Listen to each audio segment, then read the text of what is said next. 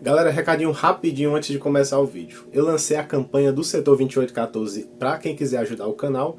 Existem algumas recompensas, como entrar no grupo do Telegram do Setor 2814, ter a opção de participar de uma live com a gente e até de você dar um tema e eu fazer aquele vídeo pesquisado para vocês.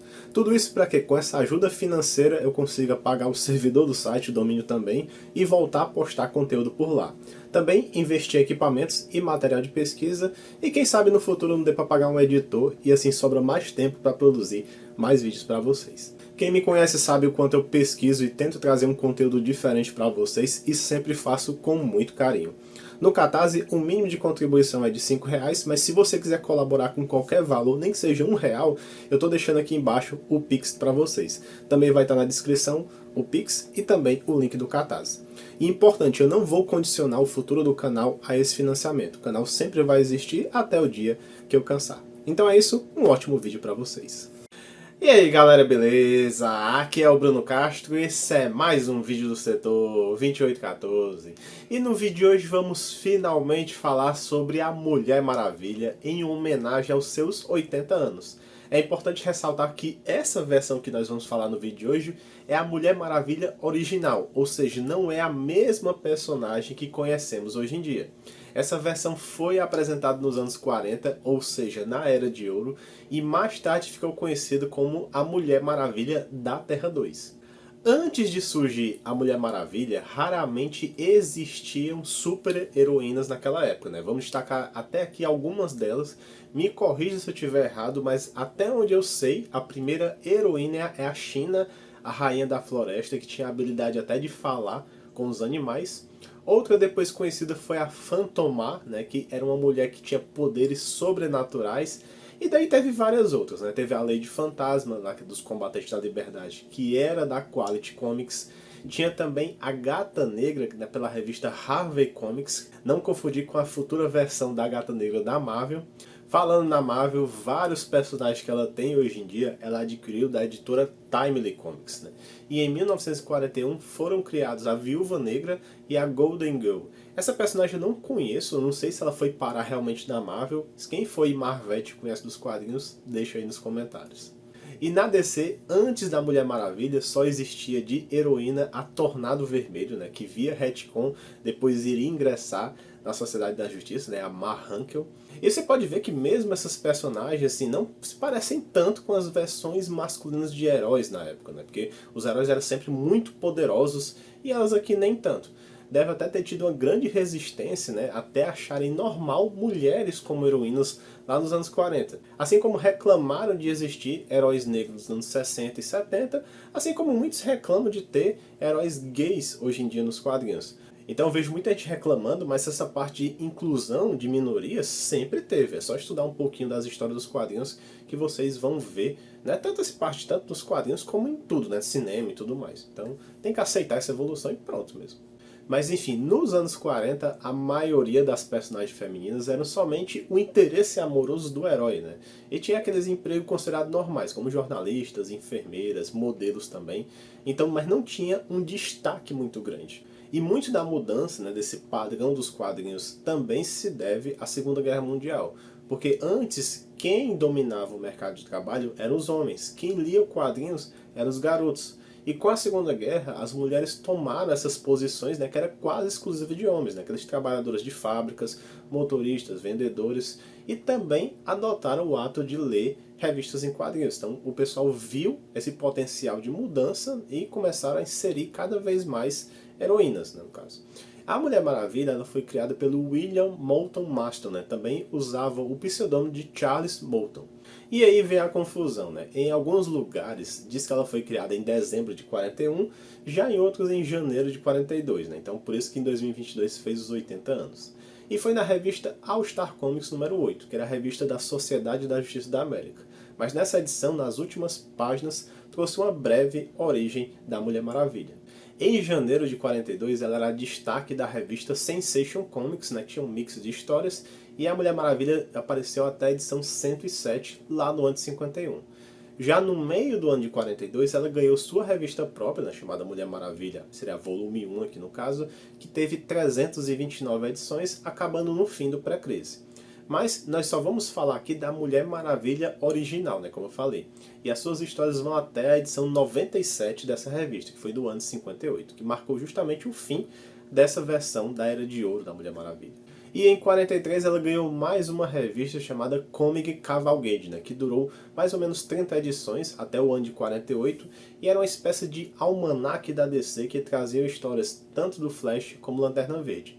Na capa sempre Mulher Maravilha, Flash e Lanterna interagiam, né, mas nas histórias eram todas separadas. O nome de civil da Mulher Maravilha é Diana, né, que é um nome romano para Ártemis, a deusa da guerra lá dos gregos.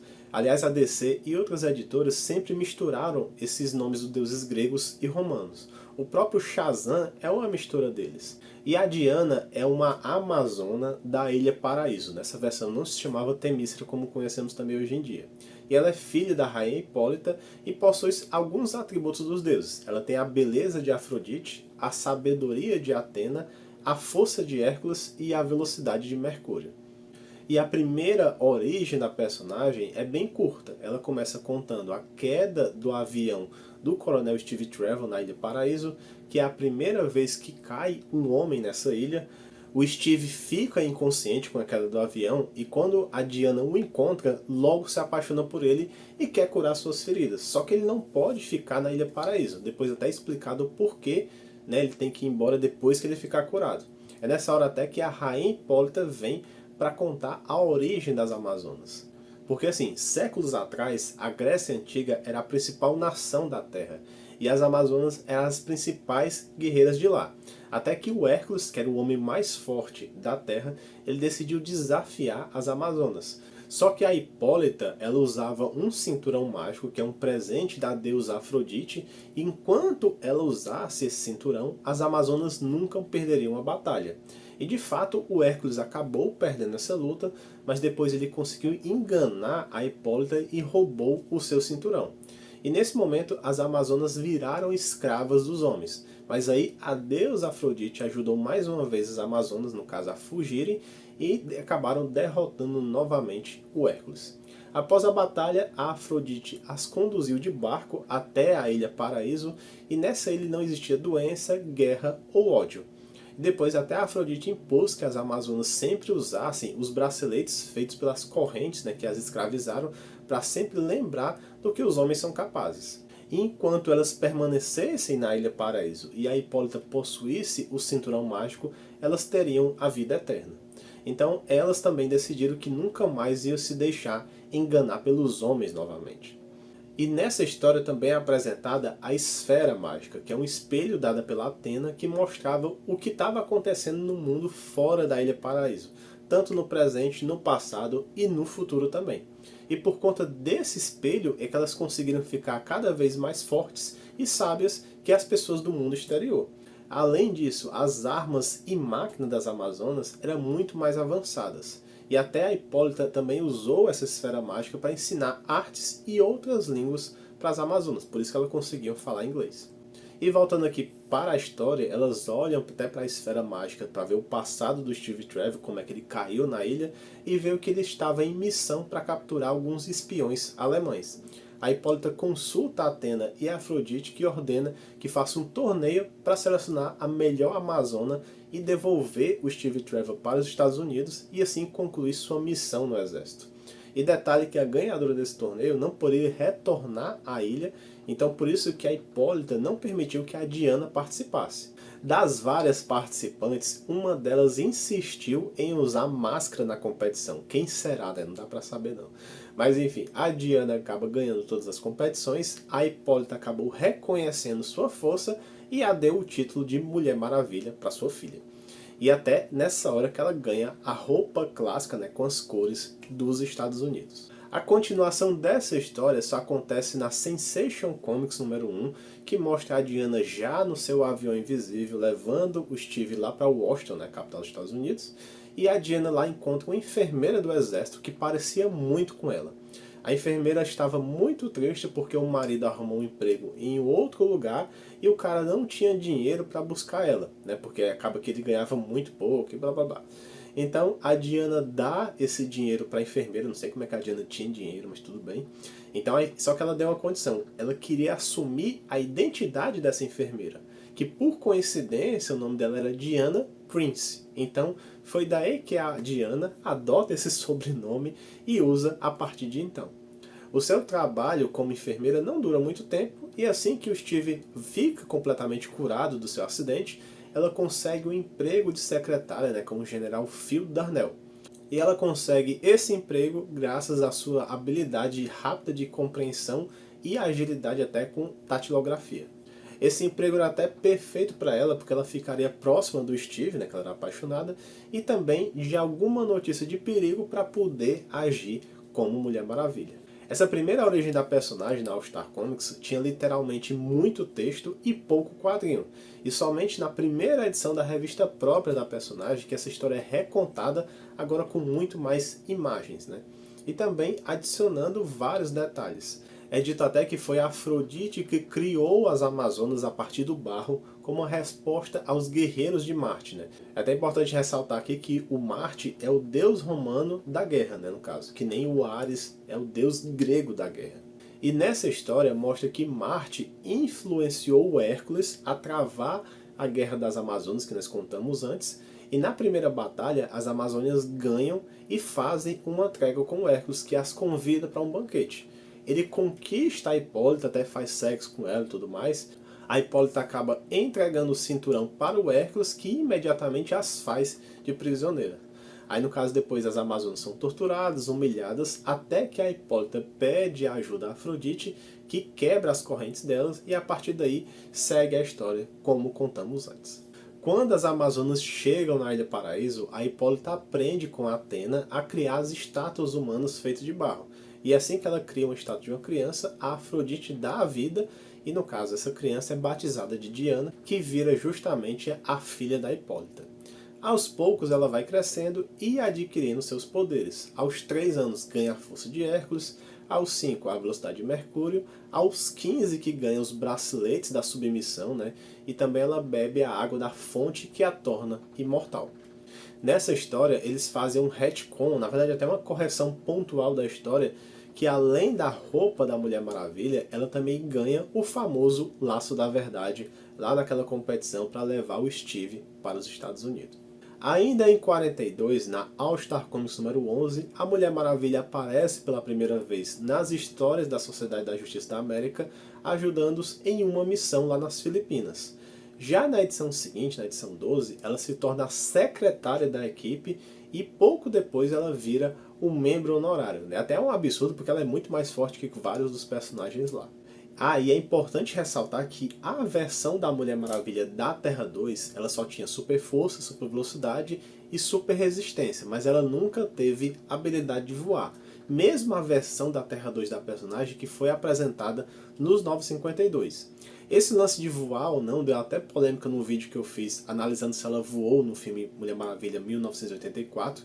É tanto que pra mim ela não voou lá, eu acho que ela só flutuou, que é justamente uns poderes que ela tinha também na Era de Prata.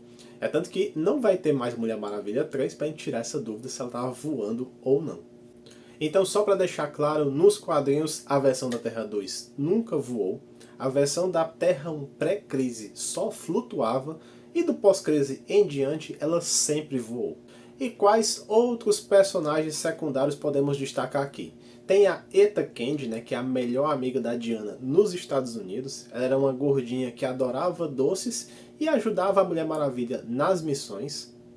Já a melhor amiga da Diana na Ilha Paraíso é a Mala, né, que até ajudou também a resgatar o Steve. E quanto aos vilões, né, podemos até destacar aqui vários deles. Além do Marte, né, que era o deus da guerra, tinha também seu ajudante, o Duque da Decepção, que ajudava os nazistas e japoneses na Segunda Guerra. Também apareceu a primeira versão da Cheetah, que era uma socialite chamada Priscilla Rich, que tinha inveja da Mulher Maravilha e também ela tinha uma dupla personalidade, era meio maluca e se via no espelho e acabava que o espelho convencia ela a se vestir de Cheetah, era uma loucura total. Também aqui surgiu a Giganta, que nessa versão ela não ficava literalmente gigante, e sim era uma gorila que foi transformada em mulher. Também teve o Dr. Psycho, que era um baixinho da cabeçona que usava técnicas de ocultismo. Também teria a Cersei, né, que nessa versão era uma feiticeira de uma outra ilha que transformava pessoas de má sorte em animais. E também tinha a Doutora Veneno, né, que também fazia armas com veneno e também até apareceu no primeiro filme da Mulher Maravilha. A maioria dessas vilãs que eu falei depois criaram um grupo chamado Corporação da Vilania, que tinha outros membros também. A Rainha Clea, o Homem das Neves Azul, o Hipnota, a Zara e a Impiedosa. E vamos agora falar aqui algumas curiosidades gerais sobre a personagem. Não é só nas histórias do Superman que o pessoal é completamente cego, né? No universo DC, se qualquer pessoa usar um óculos ou uma máscara, parece que ela fica totalmente reconhecível. Do Superman já até fiz um vídeo exclusivo para isso.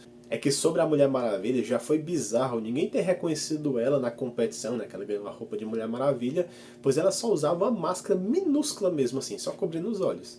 Depois, em Sensation Comics número 6, a Mulher Maravilha retorna para a Ilha Paraíso e entra em uma competição de atletismo. E também usou uma máscara que cobre somente os olhos. O pior, né, assim, a gente já viu que ninguém reconhecia antes. Só que ela usava a roupa de Mulher Maravilha e ninguém reconhecia ela. No final ela tira a máscara e diz, oh, é a Diana, como é que pode? É demais, né? Um outro detalhe legal é que em várias histórias o Steve Trevor propõe a Mulher Maravilha em casamento, que sempre recusou porque sua mãe só deixava casar quando ela finalizasse sua missão. Até aí beleza, né? Só que a missão dela é conseguir a paz mundial e também ninguém mais precisar de ajuda para nada. Ou seja, a conclusão que eu tiro é que o Steve ia morrer solteiro e essa rainha era muito esperta, né? Vive aquelas piadas daqueles pais, né, que faz um contrato com a filha de 5 anos para só namorar lá pelos 40. Foi mais ou menos isso que aconteceu aqui. E só em 1947 que teve o primeiro encontro do que viria a ser a trindade da DC Comics, né? Superman, Batman e Mulher Maravilha se encontram justamente numa história da Sociedade da Justiça. Ah, e também a Mulher Maravilha tinha um animal de estimação, no caso é um canguru chamado Jumpa. Até para quem assistiu o filme do Super Pets, né, é aquela parte da porquinha, foi mais por conta do desenho da Liga, mas sempre foi um canguru. E na Terra 2 existia uma prisão somente para mulheres, né, que se chamava a Ilha da Transformação, localizada ali próximo da Ilha Paraíso. Não era bem uma prisão, e sim um lugar onde as prisioneiras eram reeducadas com disciplina e amor. As prisioneiras usavam uma espécie de cinturão mágico que fazia elas se sentir em paz. Quem comandava a prisão era justamente a Mala, né, que a gente falou, que é a melhor amiga da Mulher Maravilha. O avião invisível, na verdade, ele teve duas origens na Era de Ouro. A primeira versão é que ele foi construído justamente com a tecnologia amazona, e essa versão durou até 1951, onde foi recontada a origem da Mulher Maravilha. E agora não era mais avião, era um jato invisível, e ele foi dado de presente pela Afrodite. E agora esse jato respondia por comando de voz, você podia chamar ele e ele vinha. É mais ou menos uma precursora da Alexa aí. A Mulher Maravilha nunca matava, no caso, também nem era autorizada a usar violência, exceto em autodefesa ou em defesa dos outros. O amor era a chave para a força da personagem, né, que é uma qualidade positiva que a faz superior aos homens que ela encontra. Era até um padrão das histórias, quando a Mulher Maravilha vencia o inimigo, ela tentava fazer de alguma forma que ele reconhecesse o erro ou até fornecer uma reabilitação. Só que para vilões regulares, isso nunca deu muito certo, né? Muitas pessoas acham que o conceito do multiverso foi apresentado na Era de Prata, na revista Flash 123, mas nós já fizemos um vídeo aqui acima mostrando que o multiverso na verdade começou com a Mulher Maravilha. E para fechar, o que aconteceu com a versão da Mulher Maravilha após a Era de Ouro, né? Como nós sabemos, na Era de Prata surgiu a Mulher Maravilha da Terra 1 e não teve um final para a versão da personagem da Terra 2. Ela só viria a retornar no ano de 66, contando pela quarta vez sua origem, mas com poucas mudanças. O que vale destacar aqui é que os deuses Marte e Afrodite eram inimigos há muito tempo atrás e o exército do Marte tratava muito mal as mulheres, tratava como escravas e tal. E foi daí que a Afrodite decidiu criar as Amazonas a partir do barro para serem mais fortes que os homens e até depois também criou o grito de guerra chamada rola, né, no caso. Não vão pensar besteira, o rola aqui é um olá em espanhol com H aqui, mas assim, vamos ser sinceros, em português fica muito estranho ver uma ruma de mulher gritando rola por aí, mas não tenham a mente suja não, viu? Uma outra mudança é que o Steve morre quando ele cai na Ilha Paraíso, ele acaba não resistindo aos ferimentos. Mas a Diana consegue ressuscitá-lo usando o raio violeta, né, que era um raio que tinha, que curava as pessoas lá na Ilha Paraíso. De resto, essa quarta origem é praticamente igual. Na Terra 2, algumas décadas depois, com o fim da Segunda Guerra Mundial, a missão da Diana estava completa e teoricamente ela poderia até voltar à Ilha Paraíso, mas ela decidiu ficar no mundo dos homens para lutar contra o crime. Foi nessa época que ela participou mais ativamente da Sociedade da Justiça. Nesse período, outros membros da sociedade acabaram ficando mais velhos, né, alguns até se aposentaram, mas como a Diana não envelhecia, ela tinha sua juventude eterna, ela não precisou fazer isso. E até durante os anos 60, a Mulher Maravilha atuou em alguns crossovers com a Liga da Justiça. Nós já contamos todas essas sagas de crise nessa playlist acima para vocês. E em uma revista histórica, né, na Mulher Maravilha número 300, vemos que em uma hora a Diana tinha que parar de enrolar o Steve Trevor. Né? Então, quando ele ganhou a aposentadoria do exército, ela resolveu finalmente aceitar o pedido de casamento e até ela acabou revelando a identidade secreta para ele. Por conta disso, ela teve que abdicar da imortalidade e começou a envelhecer. O primeiro encontro das duas personagens foi quando a versão da Terra 1 vai parar na Terra 2, mas no passado, em 1943. Depois, elas se encontraram naquele crossover dos 7 Soldados da Vitória, né, que eles estavam perdidos no tempo, até que a versão da Terra 1 aqui não tinha poderes e eu acho que elas nem conversaram ali. E nessa edição 300, a Mulher Maravilha da Terra 1 estava lá andando no seu avião invisível. Quando ela cai no sono, não pense que ela é irresponsável, porque o avião tem piloto automático. Aí nesse sonho surge um vilão, né, que aparece nos sonhos dela, e é tanto que o atual Sandman dessa época até aparece para ajudar e tal. Mas para tentar fugir, ela apertou um botão do avião para ele voar muito rápido, só que ela acabou indo parar lá na Terra 2. E quem acaba parando esse avião foi justamente a Mulher Maravilha da Terra 2. E aí mostra que ela estava realmente mais velha, estava casada com Steve há 20 anos e tinha uma filha chamada Hippolyta Trevor, e justamente em homenagem à Rainha Hipólita. E a filha aqui aparentava ter uns 15 anos. Como essa filha é meia amazona, ela não precisava usar os braceletes da submissão, mas ainda assim tinha os mesmos poderes que a mãe. A Mulher Maravilha da Terra 2 e sua filha voltam a aparecer na revista da Corporação Infinito, que para quem não sabe é o grupo de filhos e ajudantes dos heróis da Sociedade da Justiça, é mais ou menos o análogo dos Jovens Titãs da Terra 1. E a personagem aqui, da Hippolyta Trevor, assume a identidade de Fúria e é bem atuante na Corporação Infinito. A Mulher Maravilha da Terra 2 continuou em atividade até a saga Crise nas Infinitas Terras, onde na última edição dessa saga, quando o multiverso se tornou um único universo, as duas Mulheres Maravilha acabaram sobrevivendo.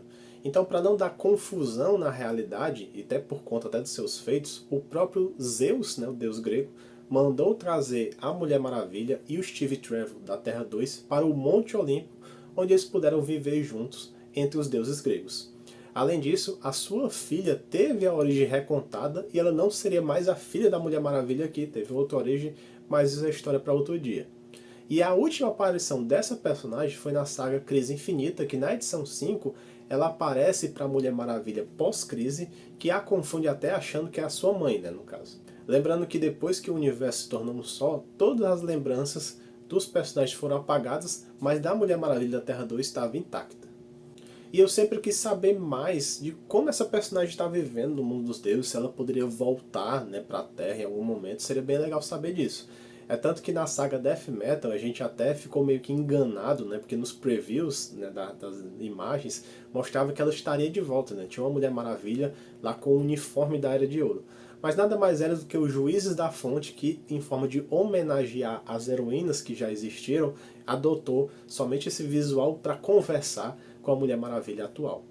E só para fechar esse vídeo que já está imenso, nos 952 a Terra 2 foi totalmente reformulada, a Mulher Maravilha lá só apareceu na edição 0 e 1, mostra muito pouco da personagem. Nesse reboot a história começa mostrando um pouco da batalha da Trindade da Terra 2, né, Superman, Batman, Mulher Maravilha, enfrentando os Paras-Demônios de Apocalipse comandados pelo Steppenwolf ou Lobo da Steppe.